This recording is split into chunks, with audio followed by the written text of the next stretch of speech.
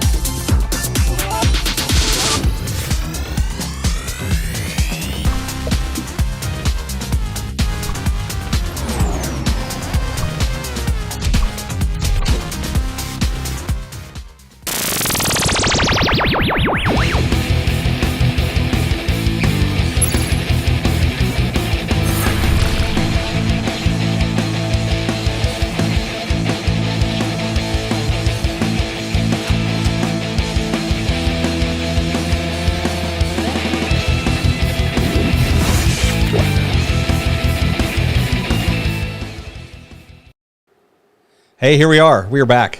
We're live. Yes, we are. It's very exciting. So we've been planning this for months, haven't we? Okay, it may feel like months. I think it's been like a month and a half or so. But yeah, Well, okay, I'll take for a it. bit. Yeah, for a I bit. think I don't know. It was December. I know we were talking about Yeah. December. Yeah. And this is your brainchild. Well, it's our brainchild, don't you think? Well, yeah, but it was your idea. So how did you come up with the idea? Well, that's a great question. I've always wanted to have kind of I don't really want to say political, but it is political. Yeah. It is a political talk show, but I wanted to do it right. And Right. I wanted to have something that was meaningful. I wanted to have something that was different, which is why I talked to you. So I've been meaning to ask. I don't know how many liberal friends you have or hang out with. By one, and I think one is my count right now.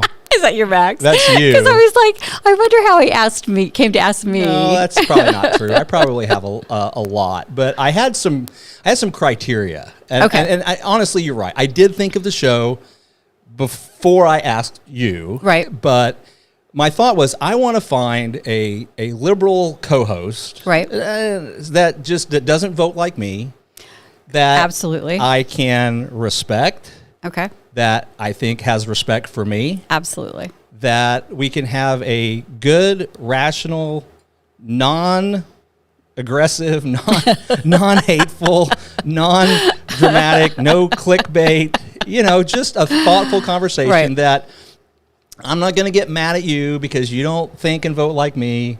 You're not going to get mad at me because I don't think and vote like you. Right. We're really going to try to somebody that I can have a conversation with, that I can seek to understand why people don't think like me, and somebody who I think is interested in knowing why I think the way I think.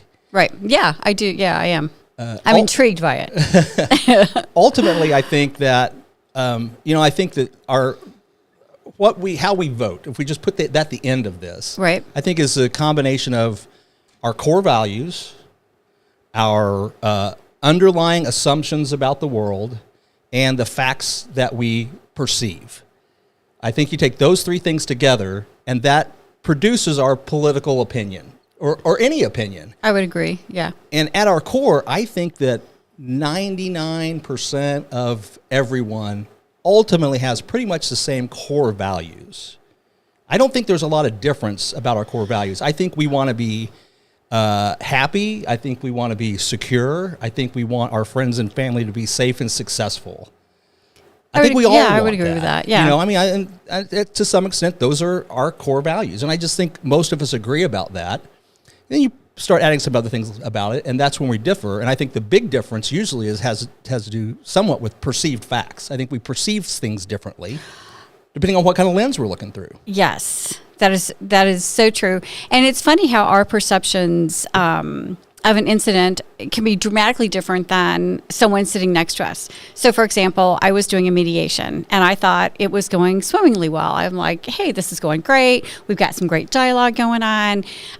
One party was attending by phone. They had to jump off for a minute, and so I said to the other person, I'm like, so how's it going for you so far? She's like, this is awful. You were horrible. You were so unfair. You were just like believing everything he says. And she just like went on. I'm like, we had totally different perceptions of the same interaction, and it has made me think it's like that happens all the time. I'll start to apologize for something to get like, oh, I'm sorry, I'm late on this or whatever. And before I can apologize, the other person is like, God, you're always Johnny on the spot. You're amazing. And I was like, okay. Yeah. So, yeah. Yeah, it is true. So anyway, as I'm thinking about someone I thought I could have a conversation with, I thought Carol. I thought I could have a good conversation with Carol. Yeah. And ultimately, that's what I think we can do. I think we can have a lot of fun with it. Oh, I think so too. And it's funny when you mentioned it. I think at first it was Carol and We'll Save the World, and then it was Save the Planet. Mm-hmm. And I was like, gosh, that's not egotistical at all. That that's the name of our show. And then I was like, maybe we should subtitle it, or at least 10 Acres in Southwest Missouri. There you go. The planet, or Well, and I came up with that title because I guess it's over the top, which is what you want, and it's completely arrogant and completely egotistical, and that's fine. But I mean, if the world's going to get saved, the planet's going to get saved, we're just going to have to learn to get along. And there's so many people right now trying to make sure we don't get along. And it's just ridiculous, and it makes me crazy. And you think of all the energy that you just completely waste on negativity and on things that don't matter. And that's kind of my thought process is like, stop talking about and taking time and wasting energy on things that don't matter. Mm-hmm. So I'm a big football fan. And I'm a huge Chiefs fan. They're my team. They're my home team. They're apparently America's team now, according to Bob Costas. And so, there was like this talk and I was getting like all this stuff in Facebook about how amazing, Taylor Swift is and how wonderful I've learned a lot of positive things and amazing things about Taylor Swift. And so I'm like, where's this coming from? And so I had to actually research negative things people are saying about Taylor Swift, and so it kind of popped up and stuff. But what intrigues me is that I didn't hear it. Mm-hmm. Like that wasn't on my radar because I don't allow that negativity in. Like I don't go to those websites. I don't have those friends. I don't have that. And so I think it's a really important message for me to send to people is you control what you have access to. Mm-hmm. And if you don't enjoy people yelling at each other and interrupting each other and being rude to each other, then find your news elsewhere or find a different TV show. Go to some place where you can gather the information, but like you said, in a respectful manner. No, and we're the only place you can get that right now. This is it. There's nowhere else to go where people aren't going to be yelling at each other. And all that. You mentioned Taylor Swift. Did you happen to catch my other show, The Morning Waffle, this Tuesday? Oh, no, I missed it. Lauren Brooke, one of our hosts on there, did a really nice little segment on the negativity about Taylor and why it's hurtful. And she did a great job of explaining that. And it was fun. Chris and I were there, and she explained it. And I'm no Taylor Swift fan, but I understand that other people are. I'll never be. It's not my thing. I was having breakfast at the Mexican restaurant in town, which is fantastic, by the way. The new breakfast place in Rogersville that you've been telling me about. Fantastic. And I was the only one there, and he comes over and he's like, what kind of music do you like? I'm like, I like rockabilly. By golly, he pops it on the radio. No we way. got some rockabilly that morning. I'm like, if anybody else shows up, you'll probably need to turn that off because nobody likes it but me. But we did that. So for those who don't know, right, you're a lawyer. Yes. I'm a lawyer. Yes. We're sorry about that. We apologize ahead of time. So it is what it is. But I think that gives us both kind of a unique perspective. You were talking earlier about how people perceive things differently. Yes. Yeah.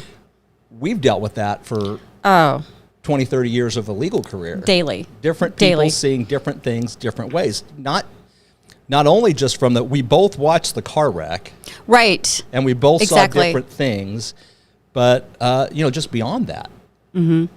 Right. And it's and people get really frustrated and they get upset about things, and it's like, let's just calm down, and let's let's focus on what we agree on. Like you and I have had a few conversations, and so we've thrown out, some ideas about some things we may talk about in the future.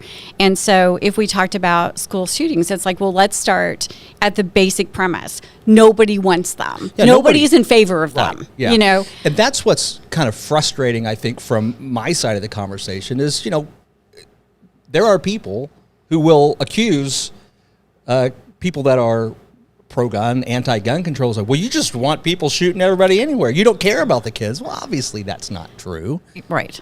We just think there's a better way to handle it without causing a bigger problem, because all that is. But we can save that conversation for a whole show. Yeah. But I know you're really not that pro-gun control. Correct. Yeah, and that's one of the points I kind of really wanted to make is I don't expect you to own or defend every liberal position if it's not yours. Right, and the same, and just having the conversation, I think, is important, because I learn things all the time, and and we talked about kind of introducing ourselves a little bit, and telling stories, or having people get to know us. And so my first job was an assistant prosecuting attorney in Christian County, and so I'm down there. It's a small county, and Judge McConnell is the judge. And so one Friday afternoon, he comes in and he says, "Hey, Waters and I are going to go shooting." And I said, "Well, good for you. Happy Friday afternoon." And he's like, "You should go with us." And I'm like, "I did not wear my shooting attire to court today, Your Honor." He was like, "Oh, my daughter's got some clothes at home." So I went out and drank a beer or two and shot some gums with a Guns judge. and alcohol. You can't beat that. Way to go, Carol. Good job. Hey, you know what? I'm going to tell the truth. I'm not going to, I'm not going to, Perfect. So it was fun. So, and then I bought a gun at one point in time and things like that. And so, not all liberals feel the same, and not all conservatives feel the same way about everything. Exactly. And I think it'd be fun to, as we talk through various different things, we actually really agree about all this. Yeah. But I do think, I always thought that the vast majority of the people really do want the same thing, just have different ideas about what that means and how to get there. And how to get there. Right. Exactly. I don't think anybody, I'm never going to say words like that I don't mean. Because when I say I don't think anybody, that's not true. I think there are people. Sure. There are crazy people. A lot of them are in government. That want crazy things. But you just look at like immigration. I don't think anybody wants massive, unrestricted immigration without any checks and balances. I mean, I said anybody. I think that there are, but I don't think that there's. I think the majority of the people don't object to appropriate legal immigration. Right. There's not that, and I really want to cut through a lot of the straw man attacks that are in politics. It's like, I'm going to set up, this is my conservative straw man that really doesn't exist, or this is my liberal straw man that really doesn't exist, and I'm going to attack that. Right. It's right on your wall behind you in our chart of logical fallacies. Number one is a straw man. It's a straw man argument, and it's just not fair. And so we got to be better when we have those conversations. I think we do too, and I like the idea of save the planet, because sometimes we're so egotistical, So a lot of Americans don't watch world news. We don't know what's going on, or we'll do something like, "Oh, world news in a minute." I'm like, that's it. So you have 7 minutes a week that you think about the world. And that's it. And I think a lot of Americans are really self-centered. And, it's like some people don't know that Europe has a massive immigration problem. Massive. Yeah, huge. And so, we act like we're the only ones that are having this problem. And it's like, well, let's look at what they're doing, and see, what are the core problems? Are the core problems safety? Is it, I don't have food to eat? So when we start looking at the core problems of why are people immigrating from one location to another, because that hasn't always been the case, although, America is all about immigration, Yeah, legal immigration. We're big fans. And, well, okay. Yeah. So I'm American Indian a tiny bit. Me too. So, yeah. Yeah, me too. So anyway, you can't hardly not be around here. yeah. A lot of people are. And I think one thing that I find interesting is if we look in history, and again, I know we're going to talk about this later, but we've always kind of had negativity about people that are coming in. You know, we've labeled them, Spics and I mean, just horrible names that we've called them, and we've Well, and it goes back. I discriminated. mean, it's Irish, it's the German, it's the Jews, The Chinese. the Chinese. I mean, Or Asian. yeah, Sorry. virtually every group at some point was the minority. They were. Not every group. I mean, I don't know that the Brits were ever the minority here, but which is mostly where I come from. But all those other waves of immigration all experienced their own level of discrimination and prejudice. You had the Irish ghettos, you had the Italian ghettos, and all that stuff. And it was interesting. There would be prejudice, and that prejudice would subside when the other group came in. Or when they assimilated. When they just assimilated and there were no longer these obvious differences. Right. In the culture, really. And so talking about kind of other cultures and things like that, you've been to Asia. Is that I have, right? yep. Okay. So tell me about that. I want to hear about that. Took 3 trips for about a week at a time, 2012, 2014, 15, 16, 17, and 18. Luckily did not go in the fall of 2019. Oh my gosh. Yeah, how about that? That was awesome. But no, we were there on mission. We were spreading a gospel message when we were there, so it was illegal to be doing what we were doing. Wow. So I'll break the law if I have. It's Chinese law. We'll do that. But, that's been a while since we did that. I've been to Dubai, so I've been to the Middle East. How was that? It was awesome. We had a great time. Yeah. We went over there, same type of trip, but it was when they had the World Expo was in Dubai. It's about 2 years ago. Okay. And so you had this area that they had made in Dubai, and you take the subway, the train there, and all the countries around the world had their own little pavilions, and they varied in their audacity. Is that the word I'm looking for? Their splendor, I should say. Okay. How's that work? So you had some very simple places like there was one I think was from a Caribbean country. I mean, it was neat. There wasn't a lot to it, They had a little water pool that kind of highlighted their culture, and then you had like the German pavilion was just amazing. Yeah. It was just crazy light show. U.S. was going, it was all right. But we had some interesting experiences. We met people from over 40 different countries while we were there. Wow. Got to interact with them, have conversations, learn about their culture. We spent a lot of time with a guy from Egypt. Actually, he was a lot of fun. He was working at the pavilion. We met him on the subway over. He kind of took us in the back door to the Egypt pavilion.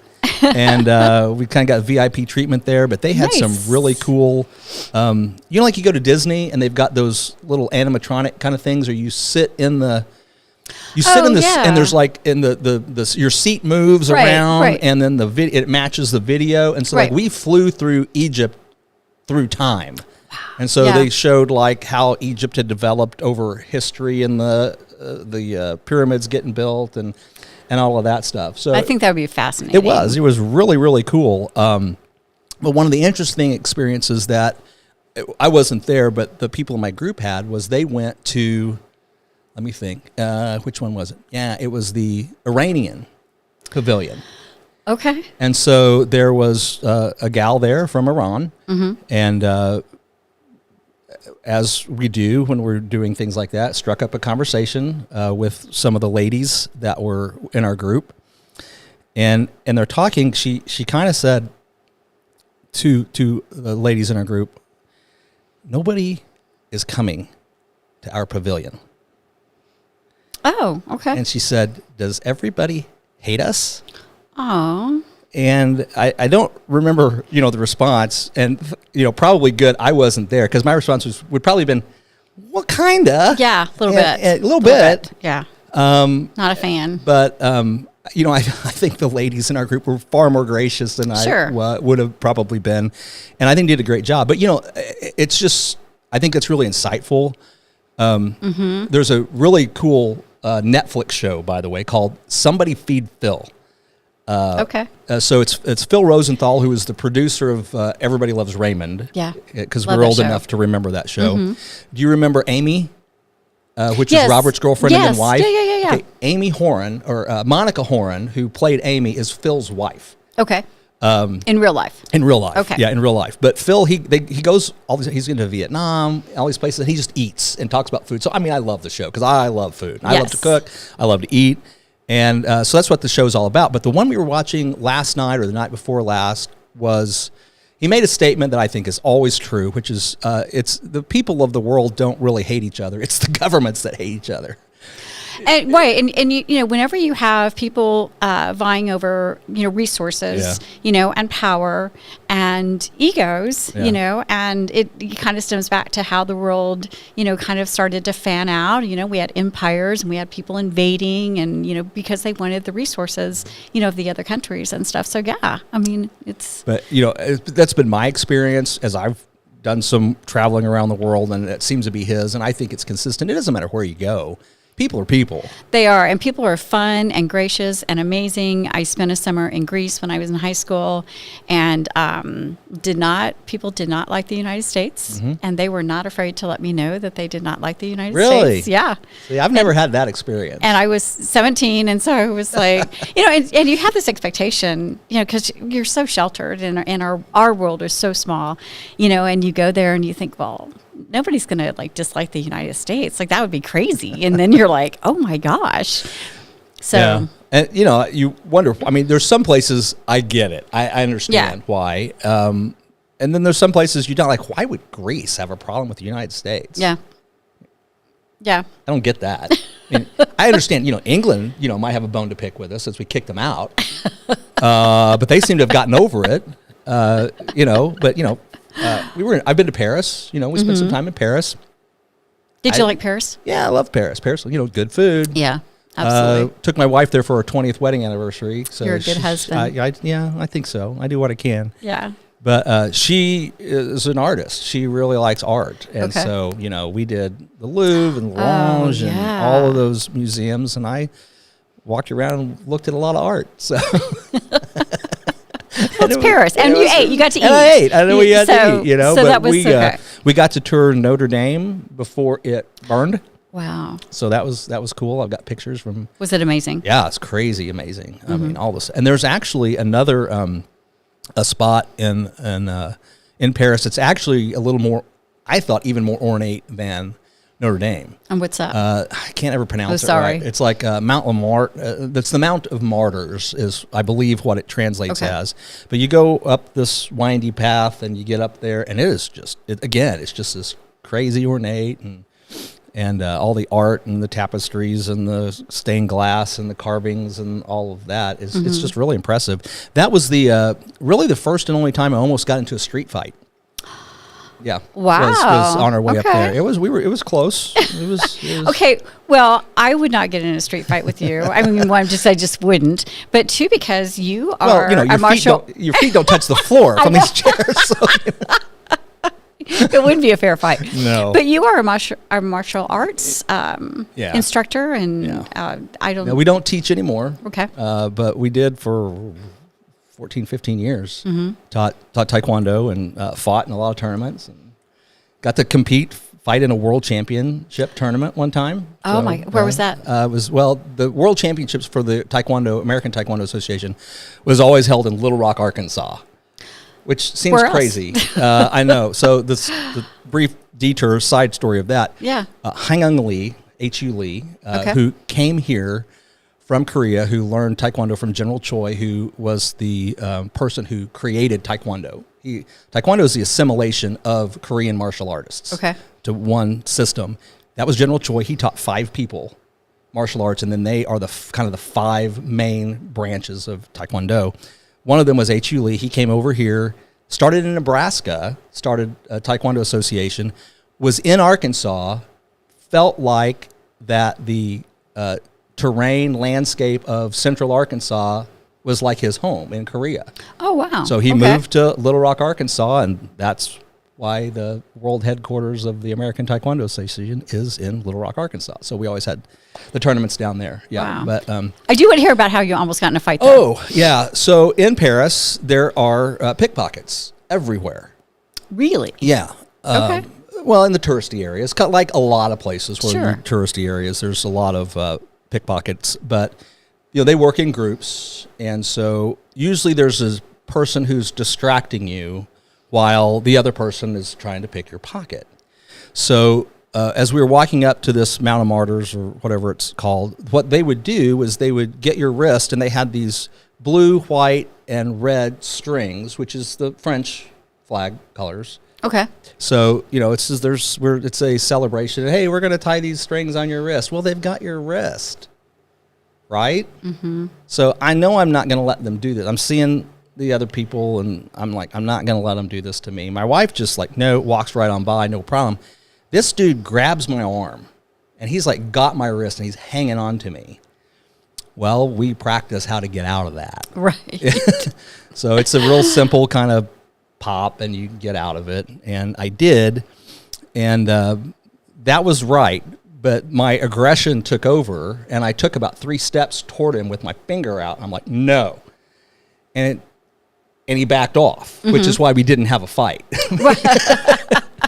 Because I don't know if the guy could fight or not. I don't know. He's about my size. I wasn't too worried about it. But I was wearing my cowboy boots, which is like brass knuckles for Taekwondo people. Oh, 'cause okay. you spin heel kick people, and Wow. you got that big block of wood. So anyway, but then I would have been in French prison, and I don't know what would happen. And then, Carol, I need you to come get me out of It's your anniversary. Your wife would have been upset. Yeah, and But no, that was probably the closest I ever came to actually a real fight. a real fight. Yeah. Okay. What about you? Any street fights in your background? Yeah, amazingly enough, no. Although I did almost get kicked out of a James Taylor concert. Oh, nice. Yeah, I know. Which it's like James Taylor. How could that happen? It should be chill, shouldn't it? Yeah. You would think so. You would think so. There were some people that were talking instead of listening to the concert behind us, and so and it wasn't really that I almost got into a fight, but my friend Elise almost got into a fight, and of course, I got the mouth, Yeah. so I had her back, and Sure. so she was a little mouthy. I was probably a little more mouthy, but we made our point, and we didn't get kicked out. We got to see the last half of the concert, so. So how do you feel about people singing along at concerts? Does that bother you? No, not at all. Okay. And in fact, I think it's amazing.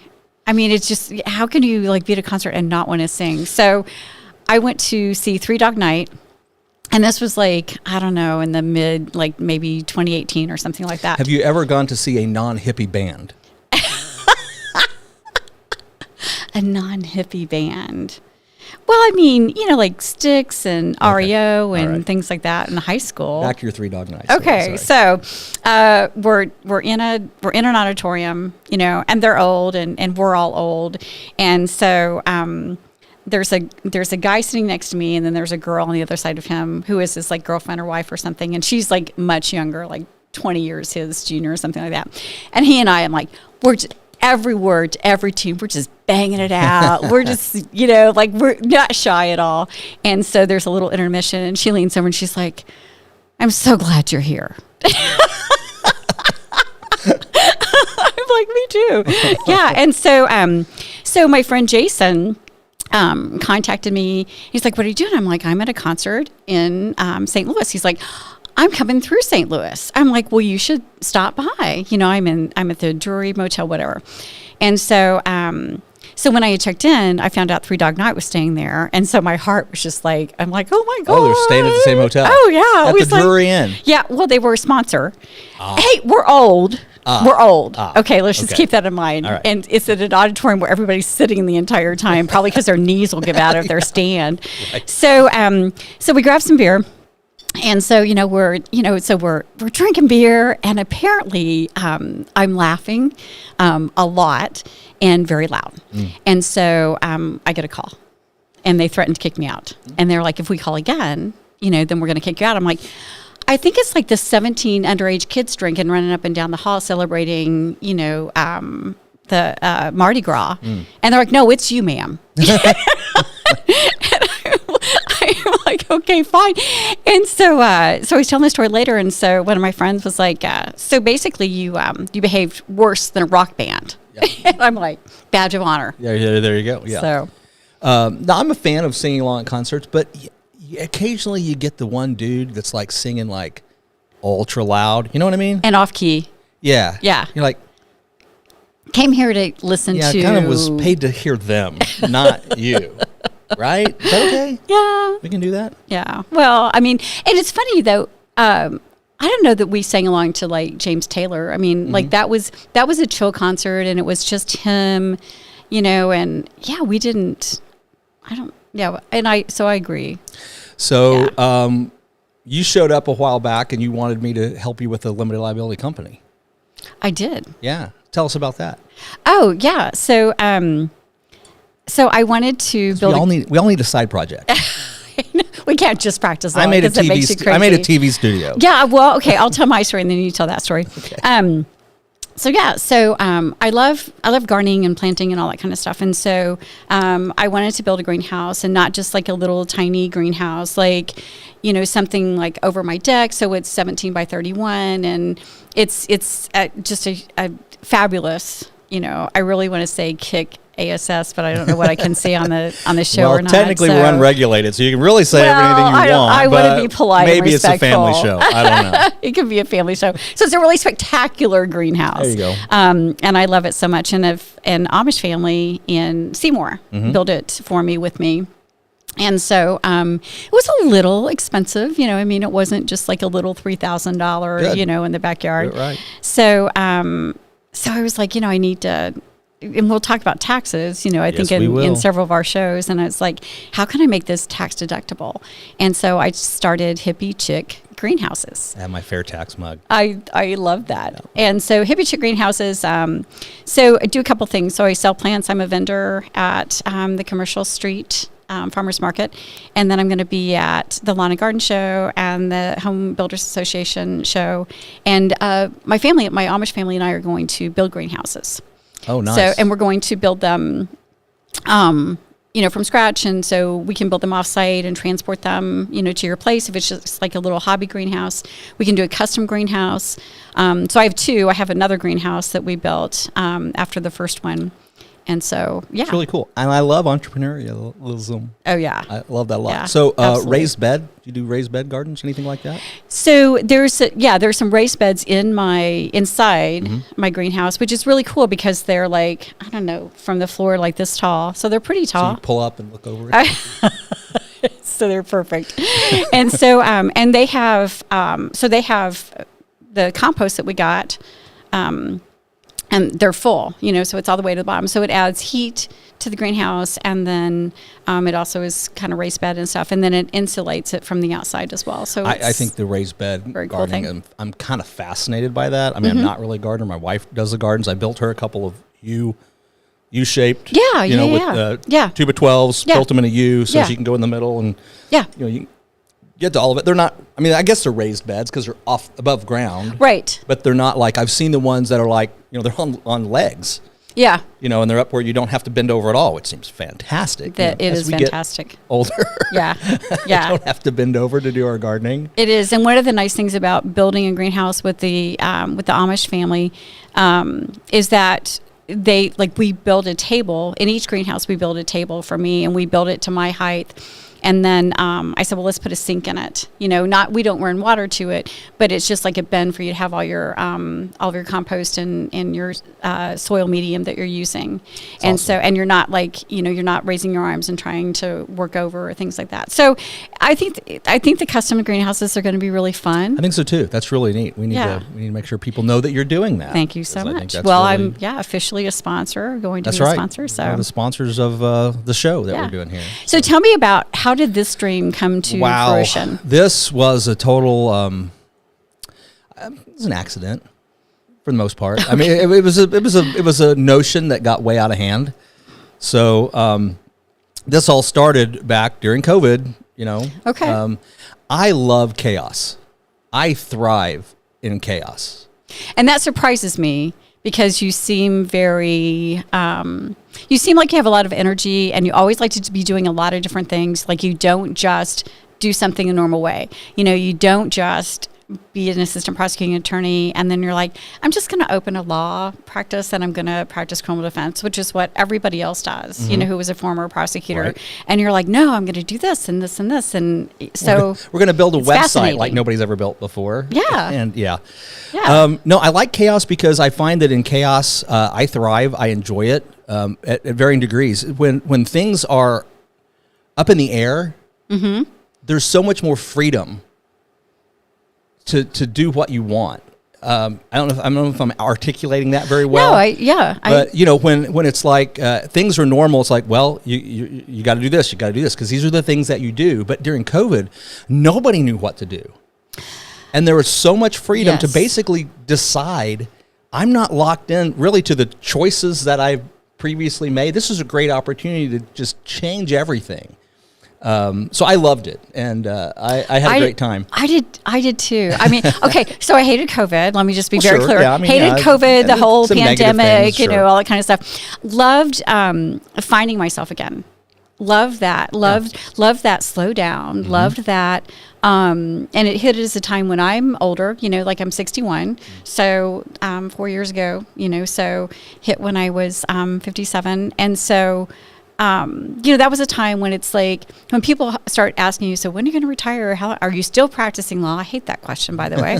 Are you still you practicing? still going? I'm not. I'm like, I'm not dead. I'm like, you know, not, you know, hobbling around.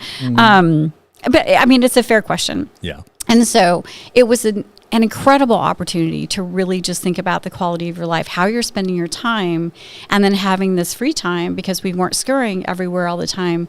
And so kind of rediscovering myself, I think, was an amazing time. That was my gift from COVID. Yeah. Well, and I think a lot of people had those experiences, but for me, even like days when the weather's really bad and places are closed, I love those days. Because it's like absolutely. I can go. There's just a freedom in that you know you don't have with the routine of what you do every day. Life. Go to work, go to the office, do this. So I really enjoyed that period of time. Yeah. But what came out of it was I spend probably a bit too much time on social media for what a normal person should do. But in doing so, I noticed a couple of things. I mean, everybody was home and bored. So Right, you know, right. you had people from home singing, you know, playing music and recording it and putting it on Facebook, you know? Yeah, And you yeah. had people telling stories and you had people cooking and you had, there was the art teacher here in Rogersville, I think. She was doing art lessons online. And so you could watch her Oh, and my she'd do art gosh. lessons for people for free. My wife she did some science experiments online for kids and stuff was how watching. And I fun. just thought, and I love my town. I love Rogersville. I am a Rogersville guy. I grew up here. My mom grew up here. My grandma grew up here. I think her parents grew up here. I mean, we're as Rogersville deep a family as you can get. And a lot of the people I saw, of course, coming across my social media feed were Rogersville people doing these things. And I thought, you know, it is so cool that we have all that talent right here in Rogersville. Right. So I'm laying in bed one night. It's about 11 o'clock at night. I'm thinking about this. I'm like, I reach over, I grab my iPad, I get on Facebook, I go create a new page. K-Raj Wildcat TV and Radio. And KROG, you know, like KOLR Yeah, or whatever, yeah. KROG. I later looked that up and realized it's not taken anywhere. It's actually not the call letters of any actual Oh my station. gosh. So Meant to be. I guess. And then I just found all those little videos and I just shared them to that page. And I thought, this is just one place. If you want to know what's going on, your Yeah, neighbors are yeah, doing, yeah. you can find it here. And then I think that was a Friday. So the next Sunday, we're home. Our church is doing video church. So I shared that. And I thought, well, it's nice. But I'm like, no. Who are the other churches around here that are doing that? And so I looked for all the Rogersville churches I could find that were doing online services, and I shared them all So to, nice. to that Yeah. Facebook Yeah, page. yeah. And I did that every Sunday for about 2 months, and then I messaged them all and said, listen, I'm not going to do it for you anymore, but here's Right. the link. You can share it if you want Oh, that's a good idea. to share yeah. it there. I can't. I can't. I didn't want to. But they should be empowered to do it themselves. Exactly. You And know. so that's what we did. And The fall before that, I had done a podcast. A friend of mine, barber here in town, Kix Nelson, Outlaw Barbershop. He didn't pay for that, by the way, but I'll hit him up later. He had a podcast, and he had me come on as a guest. And there was a couple other people. Lauren Brooke was one of them, who's, well, I'm getting to that. Okay. And we had a great time just doing this podcast, just talking, and it was mostly talking about me, which I really enjoy. Favorite topic. Favorite topic. And so I'm thinking, well, why don't we make a show? And we could have our own morning show. And we're still locked down. So I talked to those folks, and I said, so let's do this. Let's have some fun. Y'all Zoom in. We'll do a Zoom meeting. And I will then turn around and live stream the Zoom feed of our meeting. And it was just like the morning show, or I don't know what we call it. K-Raj in the morning. That's what we called it. And we just, for 45 minutes, just talk, just have something to do and let people watch. And then live streams, it's cool because people can comment. Okay. And so maybe as we're doing these shows, people are watching live, we'll get some comments at some point. And as long as they're respectful, we'll let you do that. If you're not respectful, we'll kick you out. And we did that. And then me being me, I'm like, okay, let's do it again tomorrow. And Lauren's like, oh no, slow your roll. She's like, once a week. I'm like, okay, we'll do it once a week. And so we did, and we had done. People were asking me about the COVID stuff and what's this lockdown order mean, and rather than some legal questions. So Yeah. can they legally do that? Exactly. Can they And make us wear masks? so what I did was, whenever they rolled one of these things out, I'd just click on K-Raj, I'd go live, and I would say, okay, I've got the Greene County's order they just came out with. We're going to walk through it. And I'd walk through it for people and tell them this is what it says, this is what it means, can do, can't do, all that stuff. So we got a lot of people looking into that.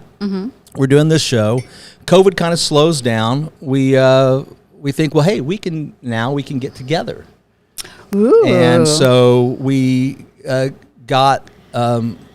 we found a camera, just a little cheapy camera, and I'm not sure how we did it back in the day, but we ended up down here at Storytime Coffee. They didn't pay for that either. We're going to have to hit them up. But and we did a show from their conference room. Okay. And then my friend Bruce Porter, the Resource Center, he totally paid for that and more. Nice. Actually pays for a lot of what we do here. Him and some other sponsors, we rented one of these spaces here in Jamestown. Actually, it was Unit A. And so we had our own studio. Wow. And Studio A. Start producing this and producing shows and getting sponsors, and people are watching, and here we are.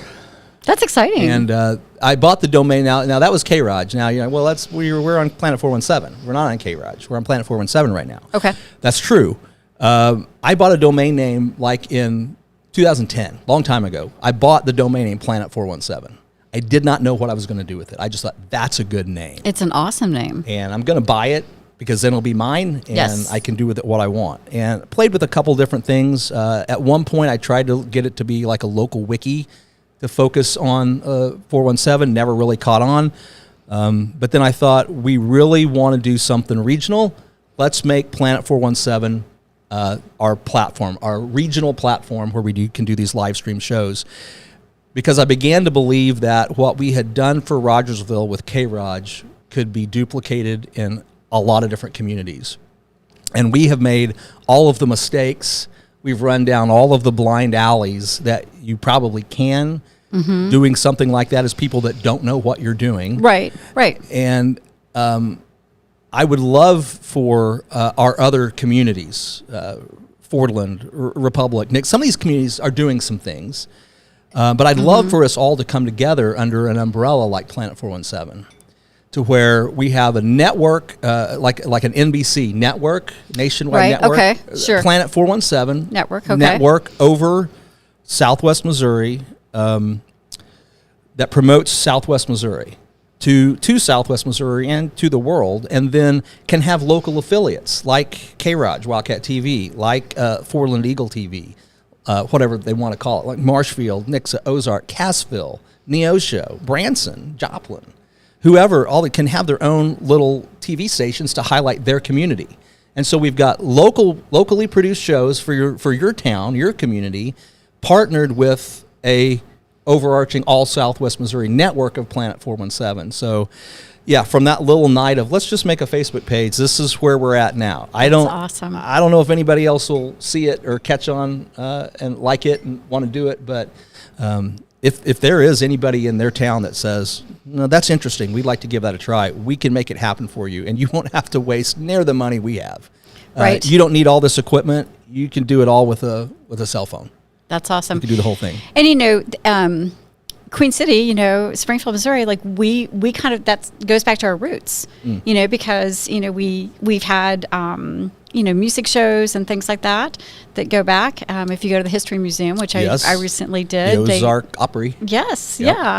Yeah. And so it was televised and we were kind of the pre-Nashville, country music, Yep. Little spot on Route 66. That was exciting. And along those veins, Yeah. every first Wednesday of every month, Sam Zimmer, the dentist down here, he comes down here, they come down here, and we host Doc Zimmer's Pickin' and Grinnin', which is a little play on the fact that he's a dentist. So we have a bluegrass jam that we broadcast every Wednesday fun. afternoon about 12:30, 1 o'clock. That's the fun part about this is we can be squishy with our time. We can start when we want. So if we're stuck in traffic or something and we get here late, Oh my gosh. we can. Doesn't matter when we start. We can go as long as we want. I was running late, so I meant to be here at 4:15, start 4:30ish, and so I did not anticipate the horrific 125 Highway 60 debacle that that really. That threw me off, and so I was apologizing to Will via text, and he said something about a liberal, blah blah blah. I don't know. I would expect nothing less from Will to be uninformed about the situation and fail to have a backup plan.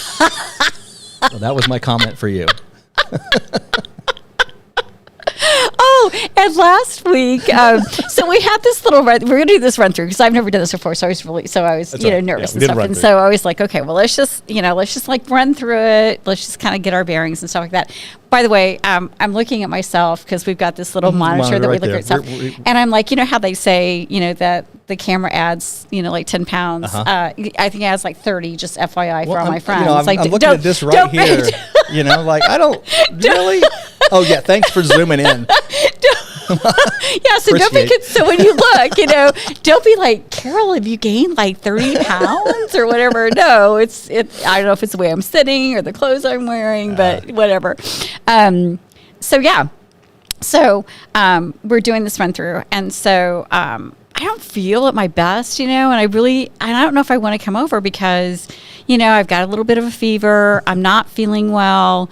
And so I'm not at my best, and I want to always be at my best when I'm hanging out with Will Worsham. And so I just let him know. I just sent him this text and explained the situation, to which he, I said something about, I don't want to come over and be hacking all over your studio and get you upset or whatever. To which he responds, I'm not a snowflake. Bingo. And then I had to look up snowflake because, well, yeah. Oh. Yeah, because I've heard it, used, I thought it was perhaps being, a disparaging, comment or whatever. It's exactly what it is. It is. And so, but yeah, so I guess, sometimes we just assume we know that someone's being disparaging. It's like, I don't need all the details, right? But it was funny. So I learned the definition of a new word. So anyway. And to that point, so we've talked about how we want to be respectful, and we don't want to be we don't want to be insulting, and we don't want to be argumentative, but poking fun. Oh yeah, we in good poke fun. Oh yeah, is necessary. Oh. When I read that, I literally started laughing. Good. I wanted you to. I laughed so hard. And then I was like, what is my comeback, And then I was like, well, I may be a snowflake, but you know what? A few billion of us can friggin' shut down a town. Now, so, listen, I didn't call you a snowflake. I just said I'm not a snowflake. I'm not a snowflake. Right? Right. That is very true. So, let's be fair about all that stuff. Yeah. But, and that's one of the things that we have lost. I think we would agree. Oh, is the ability to just make fun of people. Oh yeah. And we don't want to be mean-spirited, but there is a line between hey, I'm making fun because it's funny and we're having a good time. And then there's I'm making fun of it because it deserves to be made fun of. Yeah. And that's okay too. Oh, yeah. And then there's I'm being mean-spirited. Right. And ugly. Yeah. And ugly. And we want to avoid that. But, Right. there are things that deserve to be made fun of, and they should be. I mean, it's a better way to stop bad behavior than putting somebody in jail. Yes. Yeah. I agree with that. Like, a client, and we do have to stop. We should try to stop bad behavior and stuff. A client called me a hoe a couple weeks ago, and so I'm in court, and this client is like, "You're just a hoe," and I mean, and it wasn't like a pleasant, a description of me. And so I just looked at her, and I was like, "Her, that's even better." Yeah. And so I looked at her, I'm like, did you just call me a hoe? And she didn't say anything. I'm like, oh my God, it's been forever since I've been called a hoe. And so, and I was like, if she ever talked to any of my other clients, they would have been like, oh my God, Carol Hutchison is not going to let that slide. I mean, you can't be doing stuff like that. But we do, I feel like you make an excellent point. We absolutely need to call out bad behavior. And we need to address it. We need to note that it's taking place. We need to not accept it, and I think it's really important, at a party and a person started telling a joke, it's this, this black man or whatever. And so I walk away, and he follows me. He's like, it's really funny. I'm like, I don't want to hear it, and he's like, and he's like, but, I think you'll like it. I'm like, oh, I can guarantee you I will not, and I said, listen, I'm not telling you not to tell the joke. I'm simply saying I'm not listening to it, and then I was able to walk away. But I think it's really important for us to, establish those boundaries and be respectful of one another. And I was disappointed that he felt comfortable starting to tell that joke in front of me. I'm like, girl, you need to be like, get your liberalness out there a little bit heavier. So, and I would tell you that's not necessarily a liberal value. Oh, right. Yes. There are plenty of us that are conservative that would have the exact same response. Right. But what I love about your response and what you said was, I didn't tell him he couldn't tell the joke. Right. I just said, I don't want to listen to it. I don't want to hear it. And that's perfect because, and I've said this repeatedly, and I'm always surprised when people push back because I think it's obvious. You don't have free speech unless people that say things you hate with a passion have the ability to say it. Absolutely. You have to allow people to say terrible, awful things that you despise. Yes. Or you don't believe in free speech. Right. Otherwise, it's not free speech. You have to let people say things you don't like, you don't agree with, maybe even that are terrible things to say. Right. I mean, it's not free. You don't have free speech. Right. And I believe that the reason free speech is so valuable is I believe right ideas will win.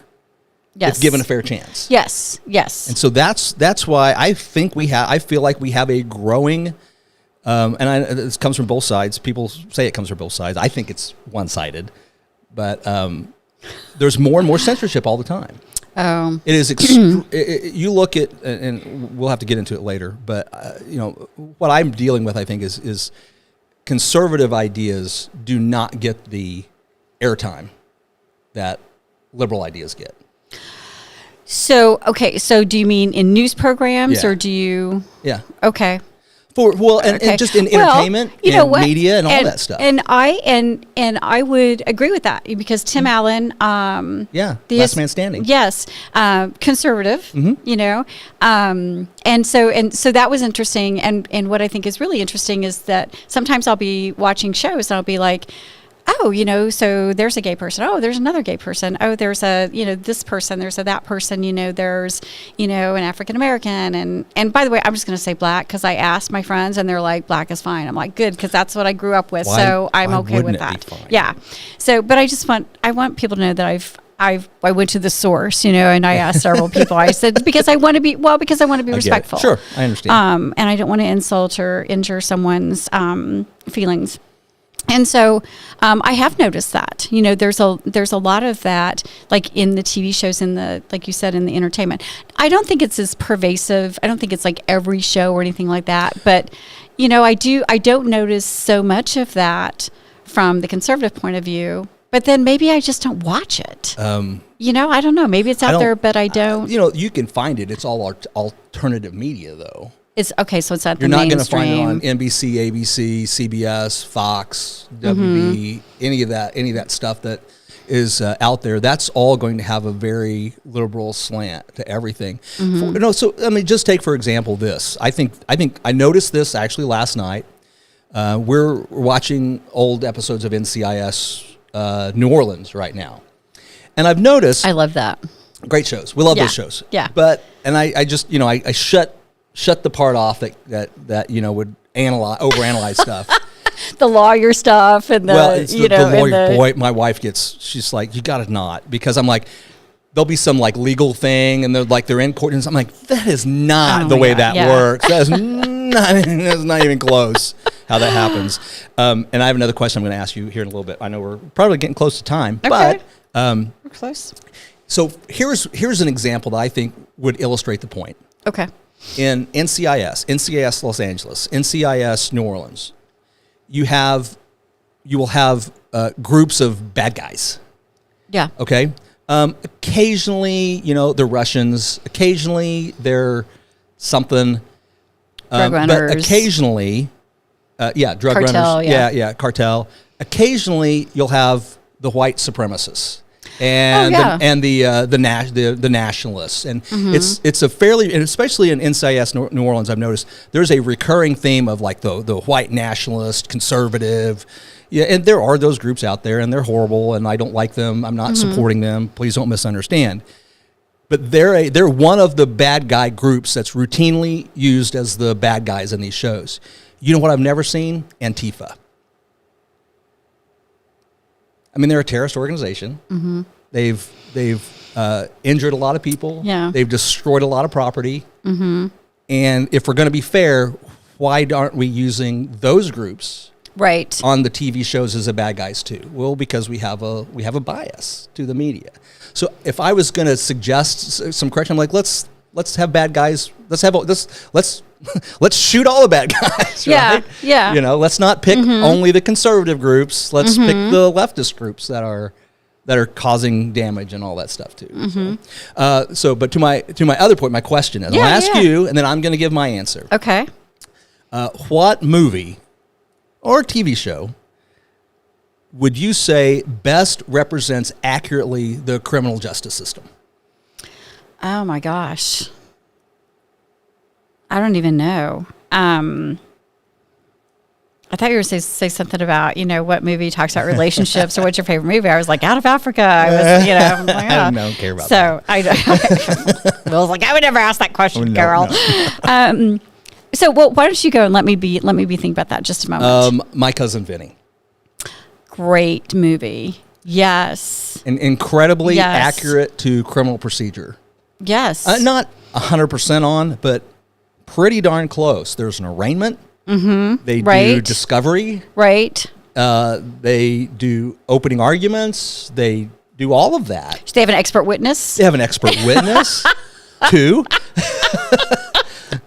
I just, if I ever get that question posed to me, that's my answer. My Cousin Vinny is the most accurate of how the criminal justice system, really, in my experience, really works. Right. Procedurally.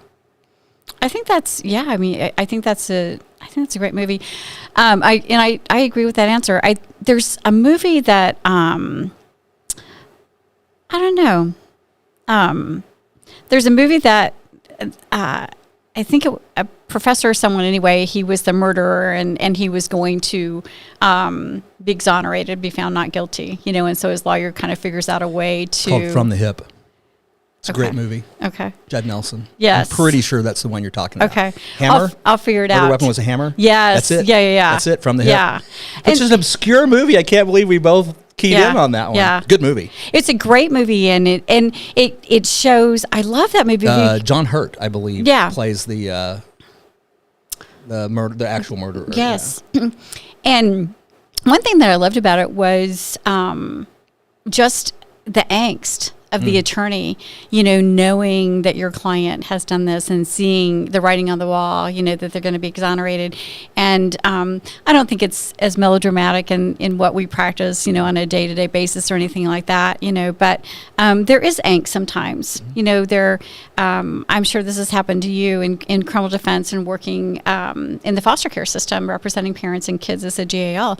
There are things you can't unsee and things you can't unhear, and they're very disturbing. And so I kind of applaud us for what we do, because I think we do things that are hard and difficult, and probably not appreciated, definitely not understood.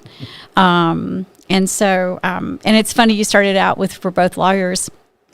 And one of the interesting things I think about us is, and I don't know about you, but I don't have a lot of lawyer friends, because I don't like lawyers in general. I think they're egotistical jerks. I agree. They're self-centered. They're, it's all about them. I was at a conference, and so there were all these attorneys, like inside drinking and, smoking cigars and having this big time. I'm out having a beer with a chauffeur in the parking lot, Because I'm like, you're wildly more interesting than anything in there. So, I get that. That's true.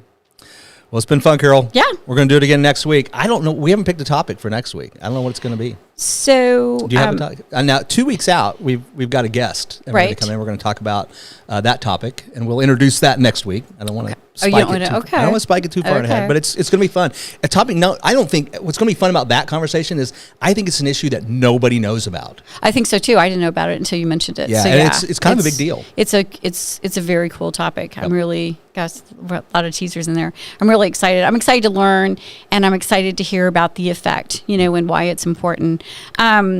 There's just a ton of stuff that I want to talk about. One thing I really want to talk about is student loans, and I think probably I want to talk more about the cost of education, and kind of compare. So I'll have to do a little bit of homework on that. But that may be something we do, or we'll kind of chat during the week. We'll think about, maybe we're going to talk about student loans, cost of education, value of education. That's a huge thing. Yeah. Lots of interesting topics we can take on. So you'll want to be back next week, and it's live. So if you got an opinion, you can type it on the screen, and if it's nice and respectful, then our producer may put it up there, and we can see it. We may answer you, and people can watch this afterwards. Yeah. Okay, it's live, but if you didn't catch it live, you can watch it. We'll be on Facebook, Twitter, X, and YouTube. You can find Planet 417 on all of those, and you can download the Planet 417 app on your phone, on your Apple TV, on your Roku device, on your Amazon Fire Stick, or you can go to the website, planet417.com. Awesome. Thanks for having me. Hey, well, yeah, you'll be here all the time. So we'll be back next week. Thanks for watching. Have a great night, everyone.